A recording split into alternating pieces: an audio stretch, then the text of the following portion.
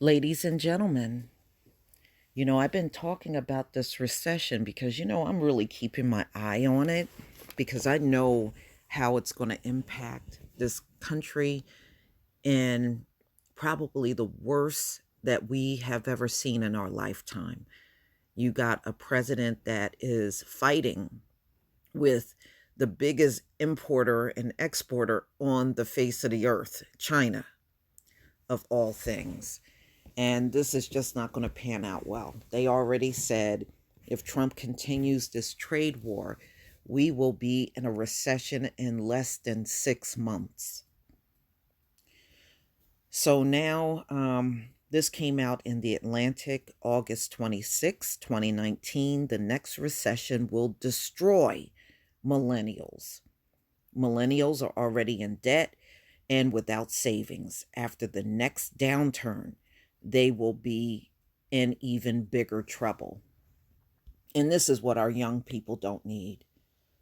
They don't need financial burdens like this, but unfortunately, if you go to school in this country, go to college or a university, this is exactly what happens.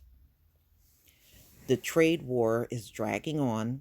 The yield curve is inverted, and that is what happens just before every single recession. And that has happened already, ladies and gentlemen. Investors are fleeing to safety. Global growth is slowing. The stock market is dipping. The millennials are screwed. Recessions are never good for anyone. Sputtering economy means miserable financial, emotional, and physical health consequences for everyone, from infants to retirees. But the next one, if it happens, when it starts happening, stands to hit this much maligned generation particularly hard. For adults between the ages of 22 and 38, after all, the last recession never really ended. And you know what? She's right. I do believe that a lot of people never bounce back from the last recession. Remember, there were a lot of pensions that were lost that people had worked for years. And if you remember, there were a lot of stories with CEOs and they were robbing the company blind. Some of y'all remember that. And some of y'all remember Enron and what happened in that situation. Those employees practically lost everything that they saved in 401ks. Yeah, a lot of people were really devastated. And, and I was looking at some of the interviews. Some of these folks had retired. They were in their 70s and they had to go right back to work because they had nothing after these companies got finished raiding all of the 401ks and pensions and everything. They literally had nothing and they had to go right back out and work. That was a damn shame. So, ladies and gentlemen, it's important to do these stories so you can prepare yourself. You can really be prepared. Millenniums got bodied in the downturn, have struggled in the recovery, and are now left more vulnerable than other older age cohorts, which means we are going to have to help our young.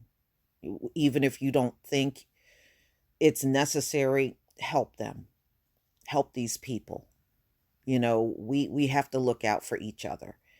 It's not right to encourage these people to go to college, go to universities, get their education, then they're in debt, and we hit in a recession and you abandon them. You should not abandon our young people. We should be there for them. All right. As they pitch towards middle age, they are failing to make it to the middle class, and they are likely to be the first generation in modern economic history to end up worse off than their parents. The next downturn might make sure of it, stalling their careers and sucking away their wages right as millennials enter their prime earning years. It was the last downturn, the once a century Great Recession, that set them on this doddering economic course. The millennials graduated into the worst job market in 80 years. That's very true. That did not just mean a few years of high unemployment. Now, a lot of these millennials got out and could not find jobs in their fields, and they had to take other jobs, you know. And I'm seeing around me, and I know it's everywhere. I see a lot of college students doing Uber and Lyft and Grubhub and DoorDash. They're doing all those kind of jobs because they are not finding the kind of jobs that they got their degrees in. Okay, the generation unlucky enough to enter the labor market in a recession suffers significant earning losses that take years and years to rebound, studies show. Something that hard data now back up. As of 2014, millennial men were earning no more than Gen X men were when they were the same age, and 10% less than baby boomers, despite the economy being far bigger and the country far richer. Millennial women were earning less than Gen X women. I believe that.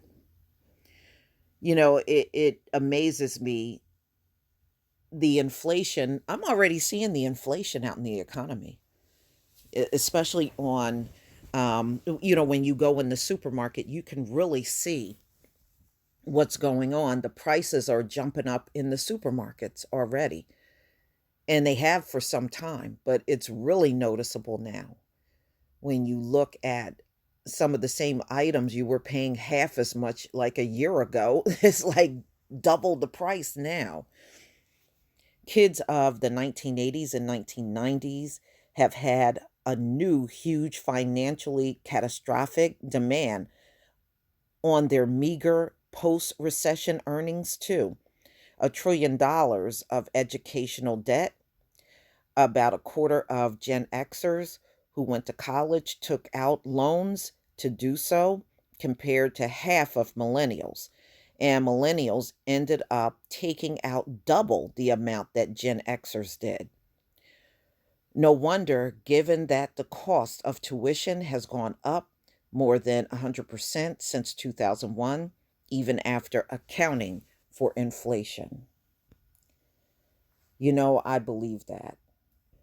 I believe that. And she's not lying. I really think our young people are going to struggle bad through this thing. And this is why it's up to the older generations. If you can extend an olive branch to your family members of the millennial age range, help them. Help them. You know, it we got to be there for each other. You know, we have gotten through recessions. We all know this. We have always gotten through recessions, but you know, the ones that are struggling the hardest, we can really make things better for them if we all just step up. And your little gestures can mean a lot. You may think you're not making an impact, but you really are when you help them, even in a small way. These children, they just did what their parents told them to do. You go to school, you graduate from high school, you go to college. And unfortunately, in America, college is priced so high that most people can't do it without loans. And people are paying off student loans 10 and 15 years later. They're still paying off student loans. So it's tough. I was able to pay mine off in 3 years. And the only reason why I was able to pay my student loans off in 3 years is because my mother stepped up to the plate, and she saw I was working, I was trying to pay it down. She finally said, I'm just going to pay it off for you. And that's what she did. If it wasn't for my mother, I probably would have paid my student loan for the next 10 years trying to get it paid off. So it did help that somebody of another generation that I loved and cared about stepped up for me. And that's all I'm saying. But, ladies and gentlemen, please tell me what you think. Please leave your comment and subscribe. Don't forget to hit on the notification bell. And I'll see you on the next video. Peace, family.